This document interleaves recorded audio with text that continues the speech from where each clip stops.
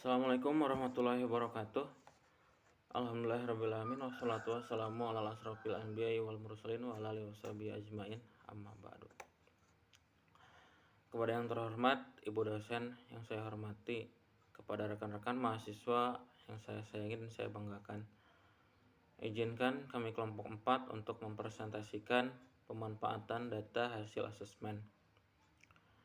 Sebelum materi dilaksanakan, marilah kita membaca Bismillahirrahmanirrahim, khusus yang beragama Islam. Bismillahirrahmanirrahim. Untuk mempersingkat waktu, kita langsung saja ke materi yang pertama. Kepada yang telah ditugaskan, dipersilahkan. Baik, saya akan menjelaskan tentang pengertian asesmen. Asesmen atau disebut juga dengan penilaian adalah suatu penerapan dan penggunaan berbagai cara dan alat untuk mendapatkan serangkaian informasi tentang hasil belajar dan pencapaian kompetensi dari peserta didik. Asesmen adalah proses pengumpulan informasi guna membuat keputusan. Sekian dan terima kasih. Selanjutnya adalah pengertian asesmen menurut para ahli. Istilah asesmen diartikan oleh Stiggins tahun 94 sebagai penilaian proses kemajuan dan hasil belajar siswa atau outcomes. Asesmen diartikan oleh Kumau tahun 2001 sebagai the process of collecting data which show the development of learning. Dengan demikian, dapat disimpulkan bahwa asesmen merupakan istilah yang tepat untuk penilaian proses belajar siswa. Namun meskipun proses belajar siswa merupakan hal penting yang dinilai dalam asesmen, faktor hasil belajar juga tetap tidak dikesampingkan. Menurut Gebel tahun 93 mengkategorikan asesmen ke dalam dua kelompok besar, yaitu asesmen tradisional dan asesmen alternatif. Asesmen tradisional, asesmen yang tergolong tradisional adalah tes benar salah, tes pilihan ganda, tes melengkapi, dan tes jawaban terbatas. Asesmen alternatif atau non-tes yang tergolong alternatif adalah esai, uraian, penilaian, praktek, penilaian proyek, kuesioner, inventory, daftar cek, penilaian teman sebaya, penilaian diri atau self-assessment, portofolio, observasi, diskusi, dan interview. Menurut Wiggins, tahun 84 menyatakan bahwa asesmen merupakan sarana yang secara kronologis membantu guru dalam memonitoring siswa. Menurut Resnick, tahun 85 menyatakan bahwa pada hakikatnya asesmen menitik beratkan penilaian pada proses belajar siswa. Tujuan asesmen menurut pendapat dari Sittenden 1994, ia menyebutkan bahwa tujuan dari penilaian asesmen purpose merupakan keeping track, checking up, feeding out, and summing up. Keeping track yaitu berguna dalam menelusuri dan melacak proses belajar dari peserta didik yang mana sesuai dengan rencana pelaksanaan pembelajaran yang telah diterapkan. Maka dalam hal ini guru wajib mengumpulkan data dan informasi dalam kurun waktu tertentu dari berbagai jenis dan teknik penilaian agar mendapatkan gambaran suatu pencapaian dan kemajuan belajar dari peserta didik. Yang kedua, checking up, yaitu berguna dalam mengecek suatu pencapaian dan kemampuan dari peserta didik di dalam proses belajar dan kekurangan-kekurangan dari peserta didik pada saat mengikuti proses pembelajaran. Dengan kata lain, dalam hal ini guru sangat penting dalam melaksanakan penilaian atas dapat mengetahui bagian mana dari materi yang telah disesuaikan peserta didik dan bagian dari materi yang belum dikuasai. Yang ketiga, feeding out merupakan suatu proses mencari, menemukan, dan mendeteksi kekurangan, kesalahan, atau kelemahan dari peserta didik dalam proses belajar, sehingga guru dapat dengan tanggap dalam mencari alternatif untuk menyelesaikannya. Yang terakhir, summing up merupakan suatu cara dalam menyimpulkan tingkat penguasaan siswa terhadap kompetensi yang telah ditetapkan. Hasil dari penyimpulan ini yang mana dapat digunakan oleh guru dalam menyusun laporan kemajuan belajar ke berbagai pihak yang saling membutuhkan. Assalamualaikum warahmatullahi wabarakatuh. Nama saya Yuniarti Krisayani dengan NIM 19010077. Di sini saya akan menjelaskan tentang pemanfaatan dari hasil asesmen. Tindak lanjut hasil asesmen pembelajaran sangat penting dilaksanakan oleh pendidik secara berkala karena sangat membantu pendidik dalam meningkat kompetensi diri pendidik sendiri dalam melaksanakan pembelajaran, membantu pendidik tentang melihat sejauh mana perkembangan anak dan mendiskusikannya dengan orang tua secara komprehensif dan lebih akurat sehingga dapat melakukan kerjasama untuk tumbuh kembang anak serta membantu pendidik untuk melihat apakah program pembelajaran yang sudah direncanakan sudah tepat atau diperlukan perbaikan dalam perencanaan ke depannya. Ketepatan dari setiap pelaksanaan pembelajaran akan menentukan tumbuh kembang serta teroptimalisasi kemampuan anak sesuai harapan dan tujuan pendidik yang diinginkan.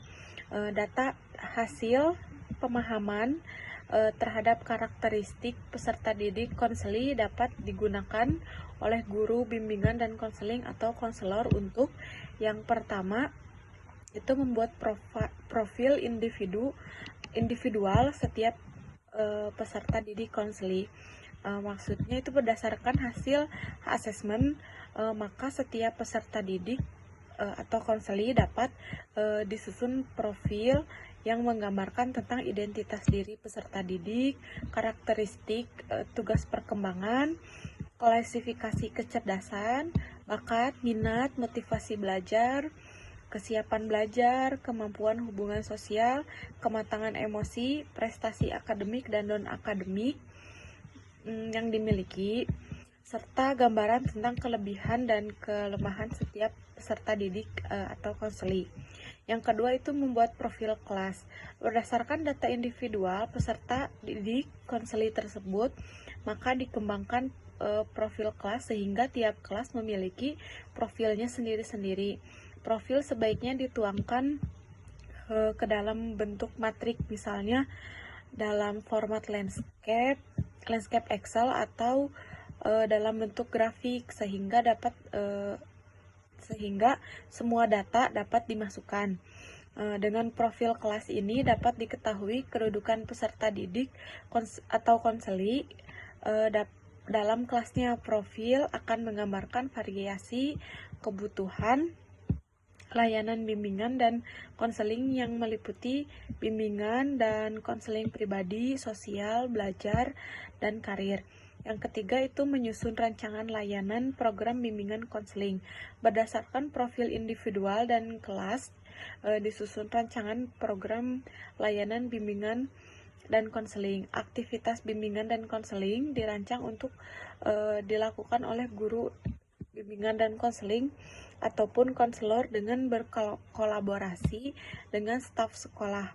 Paduan operasional penyelenggaraan bimbingan dan konseling sekolah dasar, rancangan program menjadi panduan bagi guru bimbingan dan konseling atau konselor untuk melaksanakan layanan bimbingan dan konseling. Sekian dari saya, terima kasih. Wassalamualaikum warahmatullahi wabarakatuh. Baik, bismillahirrahmanirrahim. Nama saya Widad Ainur Aziza dengan NIM 190103772. Di sini saya akan melanjutkan penjelasan materi selanjutnya, yaitu aktivitas bimbingan dan konseling dirancang untuk dilakukan oleh guru bimbingan dan konseling atau konselor dengan berkolaborasi dengan staf sekolah. Rancangan program menjadi panduan bagi guru bimbingan dan konseling atau konselor. untuk melaksanakan layanan bimbingan dan konseling. Nah, sementara itu, apabila guru kelas yang melakukan pemahaman karakteristik peserta didik, maka data hasil pemahaman karakteristik peserta didik akan digunakan guru kelas untuk yang pertama, memadukan materi bimbingan dan konseling termasuk bimbingan karir dalam proses pembelajaran sesuai tema. Nah, yang kedua, memilih metode dan media pembelajaran sesuai dengan karakteristik peserta didik. Nah, yang ketiga, melakukan remedial teaching berdasarkan data kesulitan belajar. Nah, yang keempat, memperlakukan peserta didik sesuai dengan keunikannya masing-masing atau pendidikan inklusif. Yang kelima, membangun komunikasi yang empatik dengan peserta didik. Yang keenam, menampilkan diri sebagai role model bagi peserta didik dalam berakhlak mulia. Yang ketujuh, memberikan apresiasi dan penguatan kepada peserta didik yang berprestasi. Nah, yang kedelapan, mendiagnosa,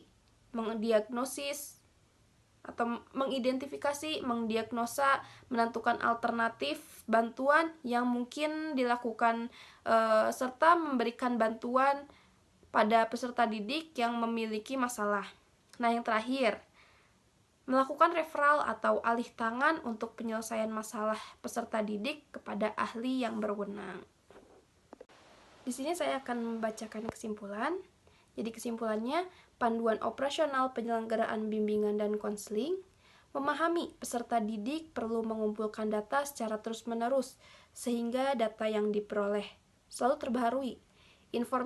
Informasi-informasi yang diperoleh dari berbagai instrumen diolah sesuai prosedur, langkah-langkah sehingga menjadi data untuk ditafsirkan dan dimanfaatkan untuk memahami peserta didik.